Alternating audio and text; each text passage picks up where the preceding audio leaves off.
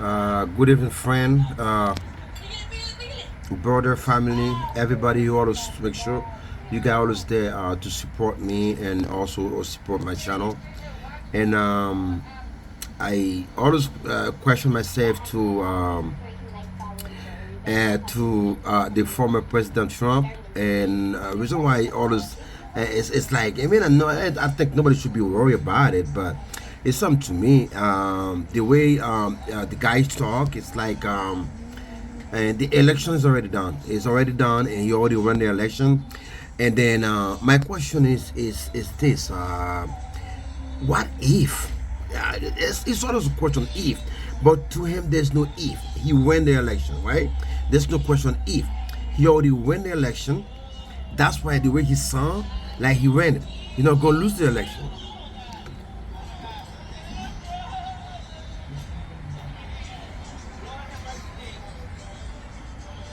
It's like he already won the election.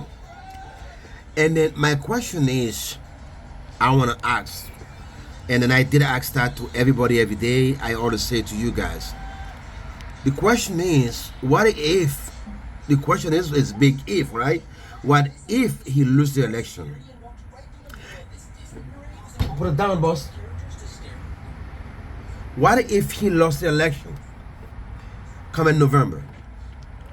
I mean, I had no problem with the former president. The way he sound, the way he talk, I have no problem with it. But you go on an election, right? And then, I mean, he never used the word if, and I do use the word if. And to me, I'm a little bit worried about it. What if he doesn't win? Do same thing go repeat what was happened on January 6th, 2020, when they making the announcement he lost the election, and he don't admit that he lost it, and he still say he won the election. I mean, come on now, it's this United States, right? This is United States, number one country in the world, number one powerful country in the world. We have to lead by example, right? And then it's the law say if you lost the election, when you have to leave, you have to be peacefully transfer power. It's just as peacefully transfer the power. And the whole world is watching. We always watching, like we watching now. Like we respect that United States try to go to my country, cheat me how to do things, how to do the election in my country, how to have everything going, everything done. So what we see here, I mean, do the people in here in United States see that? The way the guy is talking, it's like he already win. There's no way he gonna lose it. If he lose it, what could happen? Let's listen to it, guy. I mean, I always careful when I see things like this, but it's something to me. United States doesn't worry about it. The whole world is watching, and then you go to everybody country and tell them what to do. Told them this is wrong, this is wrong, and then you need to live by example. It's something to me right here. There's no example here.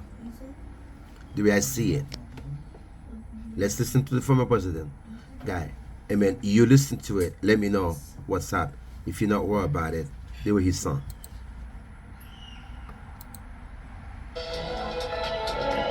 And thank you, Dana. Thank you, Kid Rock, sometimes referred to as Bob. And thank you, Lee, right from the beginning. Thank you very much. What a talent. What a beautiful, beautiful song. Thank you. Friends, delegates, and fellow citizens, I stand before you this evening with a message of confidence, strength, and hope. 4 months from now, we will have an incredible victory, and we will begin the 4 greatest years in the history of our country. Okay, if it sound like this, why would they even have the election come in November? Why would they even have to have an election come in November? He say he would win it. He would win it big, and then we would transfer the country, like he always say, make America great again. That's it. So why would they have election come in November? They should not have one. He's already know he win it. Why would they have one? I see I hope they thinking what could happen if he doesn't win it. Listen to him again.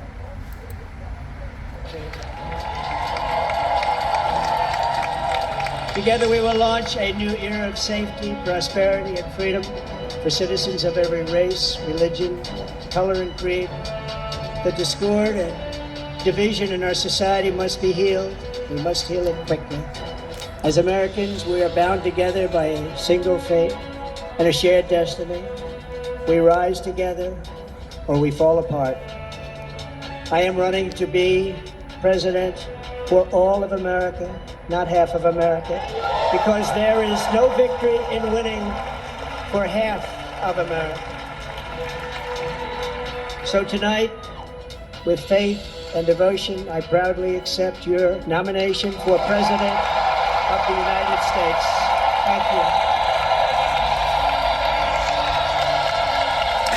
Okay. So to me now it's like the whole was watching. Thank you very much. And we will do it right. Gonna do it right. Let me begin this evening by expressing my gratitude to the American people for your outpouring of love and support following the assassination attempt at my rally on Saturday.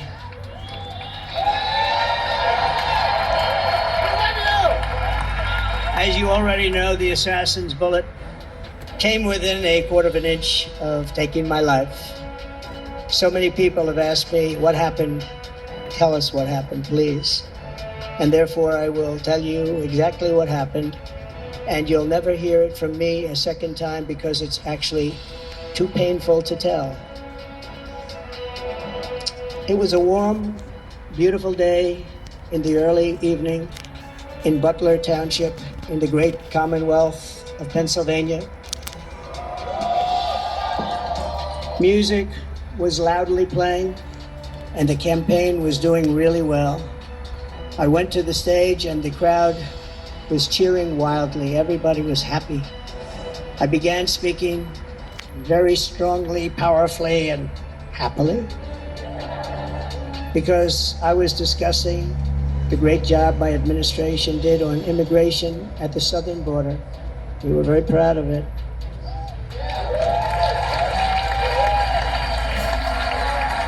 Behind me and to the right. So I mean there's no way, and then because if you don't like somebody you have to take that person's life away.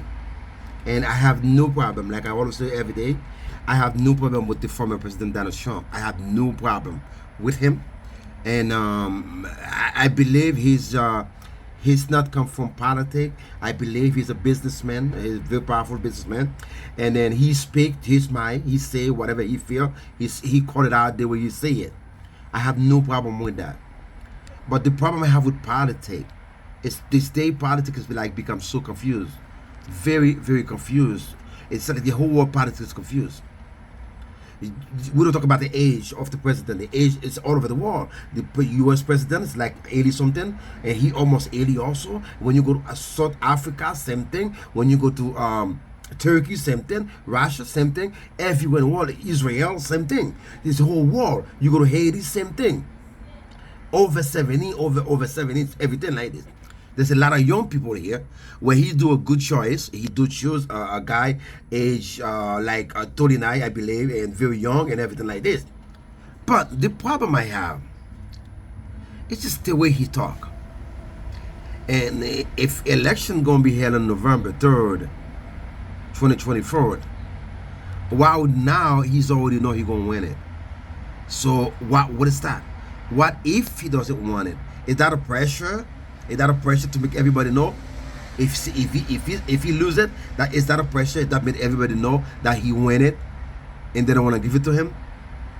So if you guys gonna see January 6th repeat again, so it's up to United States. It's up to them.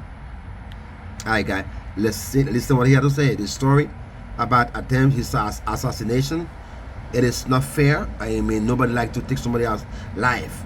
and the guy speak, you don't do nothing wrong with you, why would you try to do that? Let's listen to it, guy. I'm going to end the video anyway, so. It was a large screen that was displaying a chart of border crossings under my leadership. The numbers were absolutely amazing.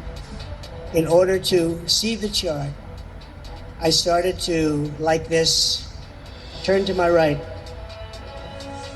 and was ready to begin a little bit further turn, which I'm very lucky I didn't do, when I heard a loud whizzing sound and felt something hit me really, really hard on my right ear. I said to myself, wow, what was that? It can only be a bullet. And moved my right hand to my ear, brought it down. My hand was covered with blood, just absolutely blood all over the place. I immediately knew it was very serious, that we were under attack, and in one movement proceeded to drop to the ground. Bullets were continuing to fly as very brave Secret Service agents rushed to the stage, and they really did. They rushed to the stage. Yeah, guy, it is very sad. I mean, I had no problem, and then the guy speak, and then he don't. It's not like he's not doing nothing wrong to you. He speak, and then that's the way he is. And then he speak about immigration. He say what he gonna do in a day one election, everything like that. I have no problem with that, and I do regret that ever happened to the former president of the United States, and which is not fair. You should not try to take his life away because of what he says, what he stands for.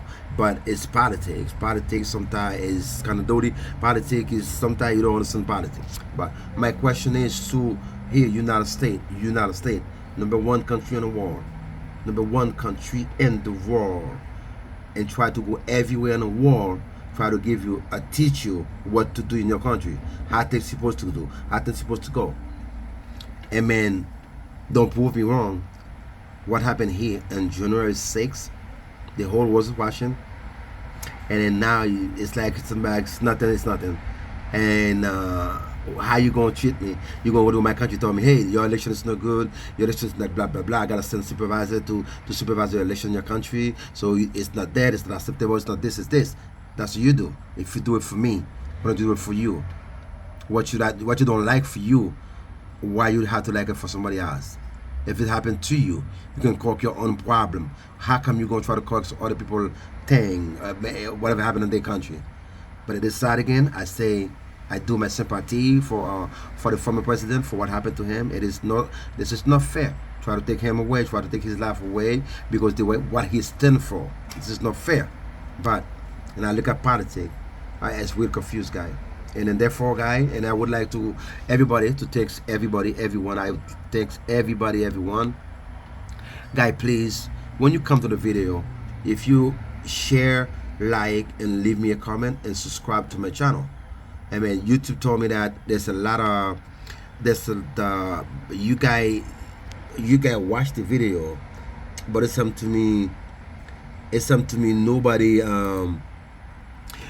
me nobody subscribe to the channel.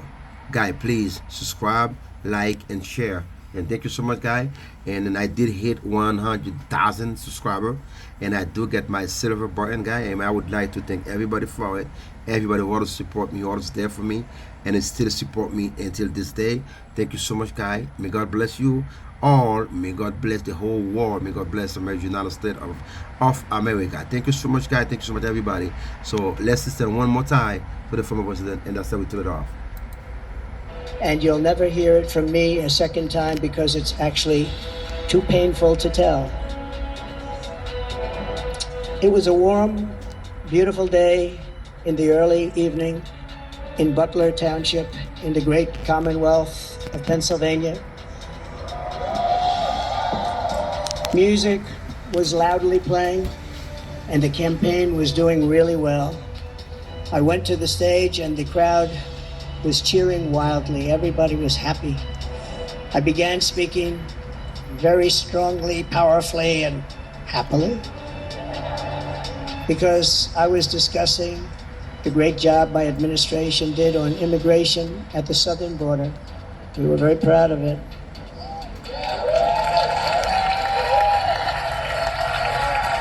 Behind me